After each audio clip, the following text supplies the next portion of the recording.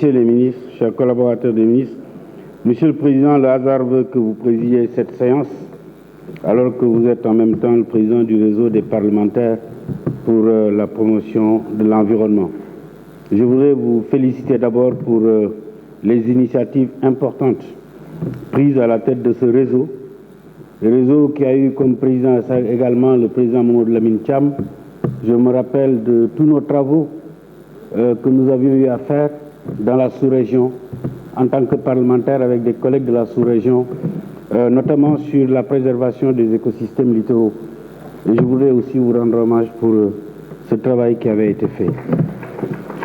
Monsieur le ministre des Finances, l'élaboration d'un budget vert est une innovation cette année, mais ce qui est aussi une innovation cette année dans la loi de finances, c'est les crédits qui ont été mobilisés à travers le nouveau programme Fonds monétaire international, particulièrement sur la facilité de résilience et de durabilité. 300 millions d'euros, 300 millions de dollars sur un programme global de 1150 milliards, donc 198 milliards, je pense, tirés de cette facilité. C'est dire que la communauté internationale aussi prend au sérieux ce que le Sénégal est en train de faire en matière de transition écologique. Promouvoir le transport de masse, c'est déjà une réponse pour contribuer à la lutte contre les gaz à effet de serre. Mais promouvoir un transport public de masse propre nous oriente vers la transition écologique. Et c'est pourquoi, Monsieur le ministre de l'Environnement, je voudrais féliciter le gouvernement du président Macky Sall pour avoir compris très vite que l'Afrique ne devait pas être en reste dans ce combat que le monde mène pour essayer de préserver la planète. Et la réponse, c'est le TER, c'est le BRT. On a beaucoup parlé des épilogués sur les coûts. Mais aujourd'hui, il me semble que le TER qui a été mis en application est aujourd'hui une réponse à la fois sur la problématique de la mobilité, mais surtout sur l'orientation de notre pays vers des politiques de transition écologique. Monsieur le ministre, je voudrais vous interpeller. Je parlais tout à l'heure du président Lamine Thiam. Il le sait, ici, dans cette Assemblée, en 2008-2009, nous avions beaucoup travaillé sur une proposition de loi littorale. Moi-même, j'ai été au devant avec quelques collègues parlementaires. Nous avions sillonné la sous-région. Nous avions vu toutes les initiatives qui se prenaient dans la sous-région. Nous avons été aussi nous renseigner sur ce qui se faisait en Europe en termes de politique globale de développement intégré du littoral. Et la loi d'orientation littorale, nous en avons fait une proposition de loi. Je me rappelle, le ministre d'État Djiboka était assis ici sur le banc du gouvernement parce que nous avons été instruits de ces problématiques-là parce que, étant issus du littoral rufisquois.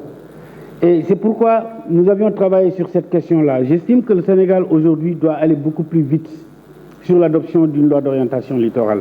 Je sais qu'il y a eu tout un processus qui a été mis en œuvre. Des visites de réseau, des missions d'échange en Mauritanie, la mise en place du comité d'élaboration. Et en 2014, vous avez réactualisé, le gouvernement a réactualisé le projet de loi avec deux initiatives majeures, la mise en place d'un observatoire qui est prévu, observatoire du littoral, et également le statut spécifique des communes littorales.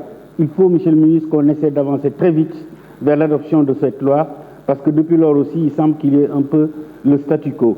Le comité technique, je pense, doit accélérer son travail pour que nous puissions être dotés d'une législation favorable à une politique intégrée de gestion durable de nos espaces littoraux. Monsieur le ministre, également, il faut le reconnaître, aujourd'hui en zone centre, nous sommes en train de perdre, le trait de côte est en train d'avancer.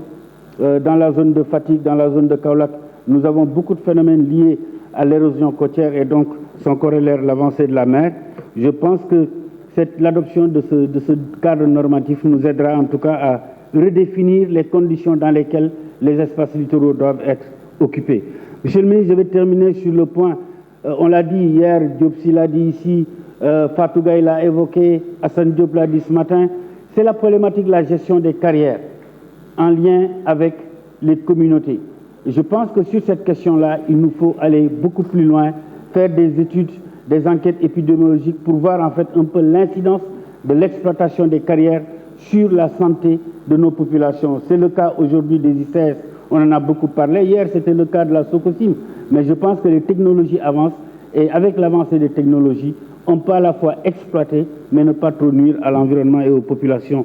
Enfin, Monsieur le ministre, terminer sur la nécessité de veiller au respect beaucoup plus strict de l'exigence des études d'impact environnemental sur les grands projets. Nous sommes avec le PSE sur de très grands projets à venir et il nous faut nous assurer que l'ensemble de ces grands projets font l'objet d'une étude d'impact environnemental assez poussée pour que nous puissions à la fois développer nos grands projets, mais dans un contexte de promotion et de préservation de notre environnement, puisque aujourd'hui, on ne peut pas se passer de ça.